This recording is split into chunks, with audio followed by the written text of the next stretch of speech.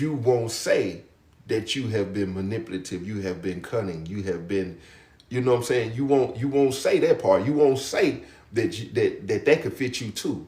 We read the scripture looking for the hope of the goodness within us, but you don't ever put yourself in the position of the enemy. You will talk about the Peter, you will talk about all the other disciples. You won't put yourself in the seat of a Judas, the one who went and got the 30 pieces and delivered the kiss and handed them over. You will talk about Joseph, but you won't say that you was the ones who was jealous of Joseph, who was envious of Joseph, who threw him in the pit and then took him out of the pit and sold him into slavery. You won't reposition the way you see things because you don't want to look at you. You still selfishly read the word. Listen, selfishly reading the word, you always putting yourself in the shoes of you being deceived, not understanding. You also have to look at your ways of when you were being deceptive, when you were being manipulative. You have to look at where you want to come, where you trying to come out of in order to heal. You haven't always been the David. You haven't always been the Meshach, Shadrach, and the Abednego. You haven't. Sometimes you done bow down to idolatry. Sometimes you done gave in to the enemy. Sometimes you like to sit in with the enemy. Of course, we all sinners and fall short. But in order to really see yourself, you got to call those things out. You got to say you was a liar. You gotta say those things. You know what I'm saying? You can't just say that it was an attack from the enemy. Some of it is just who you are. It's in your character. It has become your personality. It has become, those are your morals and your principles. Because when I look back at my life, you know what I'm saying, when I was younger, you know what I'm saying, a lot of those things to get into your spirit, and that's what it become. It'll get into your bloodline. Even though, appreciate that, my guy, even though the Most High said what the enemy meant for evil, he'll turn it and he'll use it for good. But at the time when you was going through it, you was working for the enemy. So compare your character and personality at the time to the enemy. Just like Yeshua, who we know as Jesus the Christ, when he spoke to the Pharisees and the Sadducees, when they were saying, we are of our father Abraham, what did he tell them? And they probably was a part of the bloodline. He said, if you are the seed of Abraham, you will do as Abraham done, because Abraham done as his father did. And if you not doing it, then guess what? He said, man, hey, your father is a liar. He was a liar from the beginning. That's who your father is. It's a lot of us who don't want to confess the enemy is your father, not the king. Don't get it misconstrued because when you open your mouth, he said, you worship me with your lips, but your heart is far from me. Don't you get it twisted just because you say you believe God and you can quote a scripture or two, because the enemy can do the same. Your behavior and your actions will always separate. That's why he said, you will know a tree by its fruit. No good tree can bear bad fruit, and no bad tree can bear good fruit. You have to look at a person's fruit. Then you have to look at the fruits of the spirit. It's a lot of people who will say, I'm a believer and I'm this and that. Your fruit on your tree does not represent a believer. The fruit on your tree represents that you serve the enemy. The way you treat people, the way you go about things, the way you talk about people, the way everything you do, nothing about you says that is the fruits of the spirit that's hanging up off of your tree. And then you look at what they birth. Listen. You look at what they create and birth, what they discipling. Because if you a bad tree, if you a bad fruit, guess what? You're feeding that to somebody. You feeding that misery love company. You feeding that misery to somebody. You got somebody around you wondering why. Now, because they don't like you complaining so much, right? Now, all of a sudden, they complaining about you, always complaining, not understanding that their energy is starting to transfer. Then you asking a person that don't have hope, that they be projecting, so they shoot down all of your dreams and aspirations, and then you wondering why now that spirit done jumped off on you, because now you doubting and you be having fear about moving forward with certain things, and now you wondering why it is what it is, because that misery love that coming. Then before you know it, you don't start eating on to that fruit. And then you ain't gonna realize it's gonna get in your system later on down the line. Somebody gonna come to eat off your tree, and you gonna transfer that same energy. Our parents did it because their grandparents did it, and their grandparents did it. And now a lot of parents don't know how to nurture their children when it come to their dreams and goals. So the only thing they know to do is tell them to go get a job and save up in their 401k, because you're projecting, and then you don't even know the tree I'm eating off of is done really started to kill me. But people don't like to have them kind of conversations. If you think for 1 second, of course we gotta have workers. But if you think for 1 second that the Most High created majority of all those, you know what I'm saying, the way we move and the way we live and the way we are, listen to this key word, in lack. The way the majority of his children are in lack is not a demonstration of his word. When you go and read his word, you see that his children was not in lack that way. When they was in lack, it was because of their disobedience. It was because they did not know who they were. And it was because they had gave over to the enemy and they were in captivity for their disobedience. So when you look at people's condition who wondering why you in the condition that you in, or you can't get ahead, a lot of it is because the disobedience, man. Point blank period, man. Good morning. But man, I wanted to get on here and talk about the goodness of God, you know what I'm saying, because when I went and done the interview, for the people who on here who watched the interview with Matt Cox, right, for one, I did the interview for free. I ain't really into doing interviews, you know what I'm saying? I done shot down a lot of interviews. A lot of people asked me, but for some reason I was moved to go do this interview. So when I went and done the interview, if you notice, I did not mention my social media throughout the entire interview. I waited probably to the last 3-4 minutes, and I don't know if the question in there, because I ain't watched all of it. Even when he asked me, I was like, I don't want to, you know what I'm saying? But I was like, if they look me up, I didn't go in on, I just wanted to be known, like, you know what I'm saying? Even though I got a platform, but in times of telling them stories, it's to make sure he get the glory, it's to make sure he get the honor. When I did that interview and then it just popped off the way it did, it reminded me of the beginning of my journey. A lot of times we forget where he brought us from when it get good.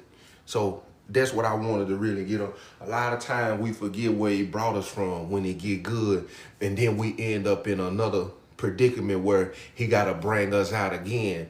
And it's a spit in the face. What's up, Casey? It's a spit in the face to him, because it ain't supposed to happen that way.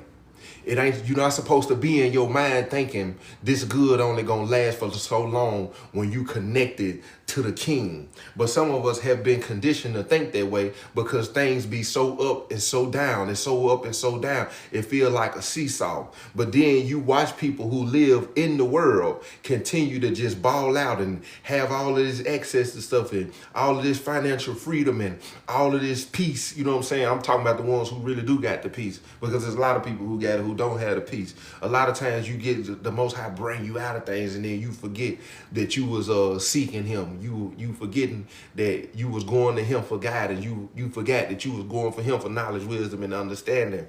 I remember when all of this first happened, I was familiar with social media, but not to that extent. You know what I'm saying? And he changed my life. He changed my life, you know what I'm saying? I still do ministry. I still talk about, you know what I'm saying, him. I still, that fire is still there, but sometimes I do be thinking it ain't there like it used to be. And sometimes it's because, it ain't because you're not hungry no more. A lot of, you lose it when you're not hungry financially no more. So you don't read as much, you don't pray as much, you're not just sitting in your thoughts, you know what I'm saying, thinking about it as much when you get to that place. And sometimes you just need something to humble you and bring you back to that place. And I feel like here recently, you know what I'm saying, I've been brought back to that place of what his goodness looked like. Not saying that that he's breaking me to a point, you know what I'm saying? You just need that nudge to understand, you know, it could get even better. Just don't forget. Just don't forget, because life been crazy, man. Life has been crazy. It still is, you know what I'm saying? It's beautiful right now. Beautiful right now. But it's crazy at times, man. Let me say this, then I'm gonna go to my other page real quick. Yeah, I got my memory pretty tight. You know, I could tell you things for I could my memory is pretty tight. And it was that way before I went in too. You know what I'm saying? It was that way before I went in. You do y'all you know, faith is the substance of things hoped for, the evidence of things not seen, right? Faith is the substance of things hoped for, the evidence of things not seen.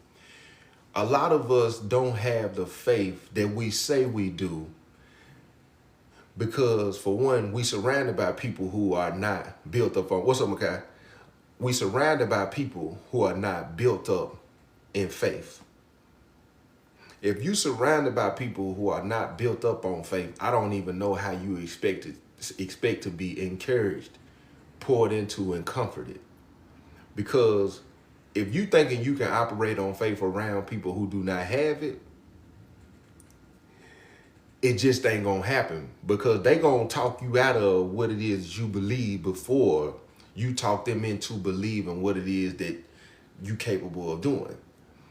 If you pay attention to the scripture, right now, off the top of my head, when the Most High spoke a word, I'm gonna use Gideon for instance. Gideon was by himself. He didn't make the mistake of saying what the Most High told him to other people right off the bat.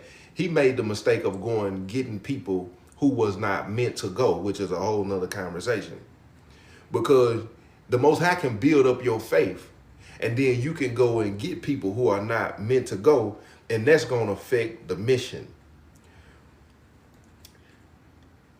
In order to have faith, you have to be okay with just believing what he told you to do and how he told you to do it.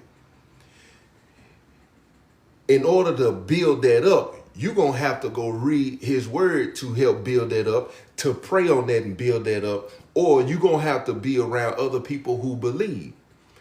Me having faith in my situation before I wrote the book, when I came out of prison, I had been around brothers who had helped nurture the gifts in me. So I did know what that looked like. I did know what it looked like to have a conversation with somebody who know how to build your faith up, versus having Stockholm syndrome and wanting validation from the people who broke you, who was a part of that place you trying to get out of. See, a lot of us, when we building up that faith, the first thing we want to do with these great ideas and these moments, these epiphanies, is we go and tell people who was a part of what deceived you, what kept you back, what delayed the blessings, what broke you. Because for some reason, not only do we want them to see what we're capable of being, we also want them to go where it is that we going. You have to understand, when the Most High give you something, he didn't ask you to run back and take it to the enemy. It's a lot of people right now who have been hurt by their parents and do not understand that the Stockholm syndrome applied to your parents. Listen to what I'm finna say. When they talk about Stockholm syndrome, they talk about people who fall in love with their abusers. You ain't expecting that your parent can be the abuser. When you look at the children of Israel, when they was under Pharaoh's control and captivity and bondage all of that time, when the Most High delivered them out, parted the Red Sea, did all the things that they did, they was willing to go back. That is form of Stockholm syndrome. You'd rather go back and be in captivity with your abuser. When you look at Stockholm syndrome, it's a lot of people who still seek validation from a place you will never get it It does not have to be a spouse. It does not have to be a friend. It could be a loved one. It could be a parent. It could be a family member that for some reason they have broke you to the point because what the person who's been abused, they want to prove to the person who has shattered their vision, who have shattered their dreams, who they think less of them, who they believe that these people are the ones I need to see that I am capable, I am adequate, and I am competent. These are the ones that I need to convince before I can really convince myself. So you continue to go back with the faith you trying to build up to a place of where it was shattered the most. You seeking that validation from the wrong place. And so that is something that I learned in coming home. When the enemy gave you a word, when he told you what it was that you were supposed to be doing, and let me let you know, I'm not one of them pastors who, I'm not a pastor. I'm not one of them ministers. I'm not one of them ministers who will tell you your business or that new home or your car or this or that. Listen to me. I'm not one of them, because the scriptures say, seek ye first his righteousness, his kingdom, and all things will be added on to you. See, a lot of people giving words based off of you're supposed to be an entrepreneur. You're supposed to be a business owner. You're supposed to get that new house. And they ain't told you that the first order of business in the kingdom is souls. They ain't told you that the first order of business in the kingdom is servitude. They ain't told you that the first order of business in the kingdom is for you to... No, that ain't what how they telling you the Most High finna bless you with a new house and you ain't served his kingdom. You ain't served his people. They tell you King Solomon was the greatest and the wisest man ever. But then when they talk about his prayer, you do know in his prayer, the reason he received it is because he said, give me the knowledge, give me the wisdom and the guidance to lead your people. Your pastor telling you finna get that new house and he don't know. You ain't never served. He telling you that the Most High told you go ahead and go after that business and you ain't never served the kingdom. He telling you that these things are about to come to pass and they ain't got nothing to do with seeking ye first his kingdom, his righteousness, and then all things will be added onto you. It makes no sense. So look, so one thing I understood when I was in that isolated place, I don't know what your isolated place is. Thank you. I don't know what your isolated place is. Mine was inside of a prison, literally, physically in the prison. So being isolated, of course, I had time to build up my faith. What you have to understand when you build up your faith is what you better pay attention to who you allow around you when you build it up. Because coming home, I knew it's certain things I just can't say to certain people. They will not believe. It's certain plans that I just can't make with certain people. They just not built to go. Maybe they'll see it and maybe it'll plant, because you got to understand in ministry when it said one plant, one water, the Most High get an increase. Sometimes you got to understand that faith that was built up, it's people who will be able to eat off of your tree. It's people you can plant and water on from a distance. Them loved ones that you thinking, man, they just don't understand. They did. Man, let them see. Best sermon lived is one scene. I promise you, best sermon lived is one that they see. Allow them people to see the God that you serve and what he doing in your life, and whether they tell you or not, let them be inspired that way. But going to get them like Gideon did, guess what? It's going to be a forced separation that's going to have to take place. This is another thing about faith. When that faith is built up, don't go and try to connect to a lot of people or get encouragement from people that you already know within your heart ain't finna give you the encouragement. You just went there because you want to hear them say, that's a good idea. I'm with you. You ain't gonna hear that. That's over with. They ain't supposed to go. The second thing is, if you go and get people who are not meant to go, the forced separation that's gonna happen when it's time for it to happen, it's gonna hurt you. It's going to hurt you to the point where you will tap out on the mission yourself, because you're going to realize you're going to get in, you're going to let the enemy get in your mind and convince you to believe if they can't go, maybe I wasn't supposed to go neither, because I can't see myself going without them. And that forced separation that has to happen is right there. You're going to have to choose when it comes to your faith. The third thing is, I'm going to say the last thing is you cannot be afraid. He said he didn't give us a spirit of fear, but a power, love, and a sound mind. The plans of the Most High for your life will always make you uneasy. They're going to make you uncomfortable. They're going to make you question, is this even possible? Is this a thing? I promise you, the plans of the Most High in your natural mind, because we're talking about spiritual, through and through, in its purest form. His ways are not our ways. His thoughts are not our thoughts.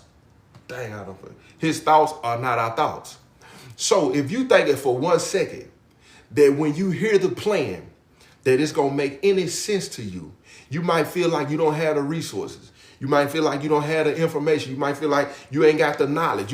It's a lot of things going to feel like, well, how is that even possible? And remember, I'm talking to a person who served the kingdom.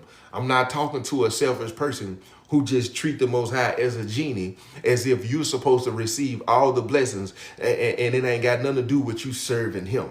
It's too many people who treat the Most High the way they treat him and then feel like on the strength of you're his child, because if you were his child, you will understand to serve. If he communicating with you, you have a heart to serve, because even in what he's asking you to do, first is for him. It'll benefit you. So you can't be scared. You can't worry about being uncomfortable. You can't worry about, I'm gonna tell you another thing. I done got way past it. Is stepping on toes. You can't worry about stepping on no toes. There's a lot of people who won't step into their destiny right now because they worried about how somebody gonna feel. You won't say what need to be said because you worried about exposing a family member, and that family member ain't the one you exposing. It's the spirit that's working in the family member. So you don't understand that cowardness in you that's keeping you from saying something that's convinced you that's going to expose somebody. No, that's you not understanding that in the spiritual realm, the Most High is ordering you to call out something that is, and you don't want to call it out. It is what it is. And it's okay to do that because you're not intentionally trying to hurt nobody. What you have to do is bring a person to godly sorrow. When you bring a person to godly sorrow, it is a blessing because it'll bring forth healing. A lot of us have not got to the right places because nobody has never called you out. What they got you understanding is not a unconditional love. It is that kind of love right there is harming you more than it's helping you, because they're allowing you to go and they thinking loving you, showering you with gifts here and there, or you gonna get better, encouraging you here and there. Now call them folks out for who they are. Call it out for who they are. And guess what? And then the scripture say, faithful are the wounds of a friend, deceitful are the kisses of an enemy. And with that being said, I'm willing to run the risk of losing this person before I tell a lie to you. Because I'm going to tell you the truth. One plant, one water. Let the Most High bring that full circle and let that person come back around and say, you know what? I ain't want to tell you. You hurt my feelings. You hurt my feelings. I ain't like how you said it. I ain't like when you said it. But at the end of the day, I went home and I really thought about it. I really looked in the mirror. But see, a lot of people don't have that kind of, they don't have that kind of realness in their heart. You can call a person, it's somebody who been around you for the last few years. It's a spirit that you see operating in that person. Listen, because I guarantee you, everybody on this line can pinpoint the person I'm talking about, and it's a person who can pinpoint it in you. Don't think for 1 second when the Most High talking to one person, he ain't talking to somebody else. Because if you see, I promise you being saw. If it's a person right now, you know that has a spirit that's working in them. They do certain things, they move a certain way, and it has hindered them in life. It's hindering them from going forward and having a better future, whether it be for their mental, for their emotion, whatever the case may be. And you see it. You ain't never called it out. I'm talking about just straightforward. That's the power of the Spirit right there. The power of the Spirit. You got to think. Look at Yeshua's ministry. When he called things out, did he sugarcoat it? Did he beat around the bush? Or did he say it what it was and how it was? Then he called it out. You got to have the boldness. Go look at how many times bold when he talk about the disciples, when he talk about their boldness. The boldness of the Spirit that's working in you, it makes demons tremble. A lot of y'all probably don't believe in demons to that extent. And then you wonder why you be confused as much as you do, frustrated as much as you do, behind as much as you do, discombobulated as much as you do. All that has something to do with the spiritual realm. But you don't see a lot of people with the boldness to call people their spirit that's working out in them. What did Yeshua tell Peter? He had been walking with him for almost 3 years. Walking with him for 3 years. Get thee behind me, Satan.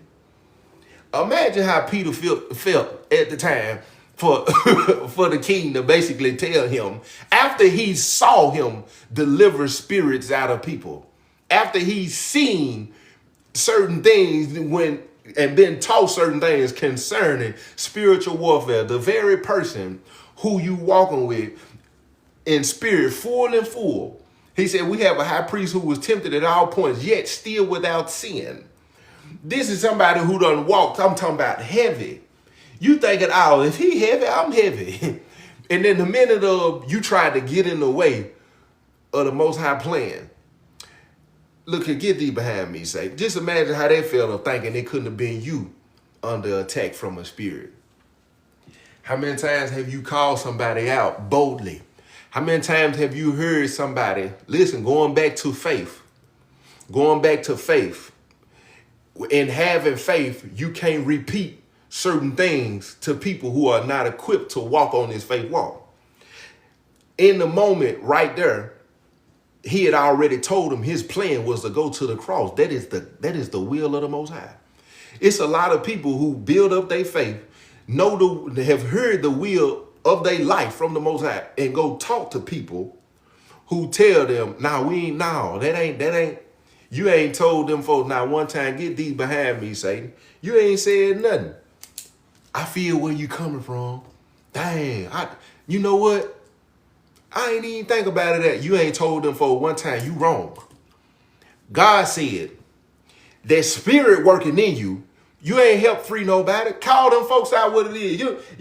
You ain't losing nobody. Call them folks out and tell them what it is. You know them people secretly jealous of you. You know them folks secretly envious of you. You know them folks secretly projecting. You know them folks don't like this. You know that's working in them folks. Go and tell them folks what it is and quit worrying about losing them folks and stepping on them folks' toes and hurting them folks' business. Go on and let them folks know right off the bat you really working for the enemy right now. Matter of fact, you been working for them. Let them folks know. And if them folks don't receive what you say and you coming from a righteous place, let them folks go on about their business, because the scripture tell you, shake the dust off your feet and keep on moving. Them folks don't want to hear the truth. They'll never receive the truth. You know why? Because they ain't in the truth. And when people ain't in the truth, you know who they working for. And if that's who they working for, then why you want to be connected to them? That's crazy. I wrote something the other day. I said, misery loves company, right? Misery love company. Then how is it that we are okay with understanding and seeing that this is a miserable person based on what they do, how they move, the things that they talk about, but you constantly want to stay connected to the misery? If you constantly want to stay connected to the misery and you trying to call out misery love company, I think it's time for you to start questioning yourself. Because if you have got to a healed place, if you done got to a better place in your mental, how is it that you continue to be okay to be around the misery? No, it ain't. At that point, don't be saying misery love company. Y'all are the company. Because in order to be in company with somebody, the two have to agree. How can two walk in the same unless they agree? You miserable with them. It's just in a different form. You cool with hearing them talk about people because it's something that's still going on within you that keep you deflected when they talk about it. You just want to act like you the one who got this sense of grace or pride or whatever the case may be, because you may not be the one who's spewing out the words. But if you cool with continuing to hear the word, you just as miserable because you ain't never corrected the person. You ain't never stood on business and told the person, why you always talking about? You ain't never called out the spirit. You know why? Because you have a familiar spirit. It just don't look the same. It just don't sound the same. It just don't walk the same. Yours just sneakier. That's what it is. You like being around them type of people because it's in you too. Because if it ain't, you'll get far away from it. And you won't care who it is. You won't care if it's your daddy. You won't care if it's your uncle. You won't care who it is. If you know that this person is affecting the way you think, affecting your spirit, if you feel like you ain't got nurtured or you ain't got some encouragement, you ain't got some comfort, you ain't got nothing, but you constantly still going around this person, you just as miserable, it's just in a different form. You don't sit over and laugh at some of the things they said. Man, you know what's going on. Man, you know exactly what's going on. You know exactly what's going on. You just as miserable. You just as miserable. Pay attention to the people walk with. Listen, pay attention to the company they keep. That's all you, birds of a feather flock together. It is so true. Pay attention to who people are connected to, man. Pay attention to it. If you ain't already got the book, man, go get the book, man. JTB3.org, man. Go support the kids. Man, this thing is serious, man. We got one life to live. We got one life to live, man. And you want to make sure, I understand you want to live it. You need to make sure you living it for him, though. I'm going to repeat that. I understand you want to live. You need to make sure you living it for him. For sure. I don't know what they look like for you, but make sure you living it for him. You feel what I'm saying? But I'm finna finish signing these books. And I'm gonna probably get on my other live and probably matter of fact, I gotta go do a podcast at 12. I forgot. Yeah. I'll probably get back on there. I'm gonna get back on here about 2:30. I forgot I got a podcast to do at 12. Yeah, let me jump on up here because I need to sign these and put my clothes on. Y'all be blessed. Y'all already know what time it is, your boy.